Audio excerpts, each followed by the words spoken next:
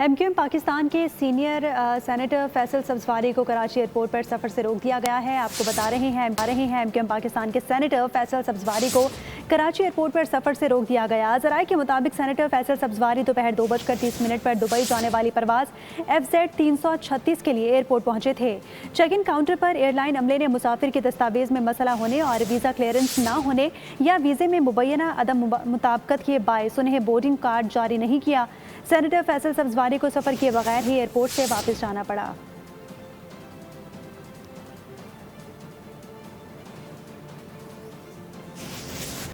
MQM Pakistan के senior senator Faisal Sabzwari को Karachi airport पर सफ़र से रोक दिया गया है। आपको बता रहे हैं एमक्यूएम पाकिस्तान के सेनेटर फैसल सब्जवारी को कराची एयरपोर्ट पर सफ़र से रोक दिया गया। ज़राए के मुताबिक सेनेटर फैसल सब्जवारी दोपहर 2:30 पर दुबई जाने वाली परवाज़ FZ 336 के लिए एयरपोर्ट पहुंचे थे।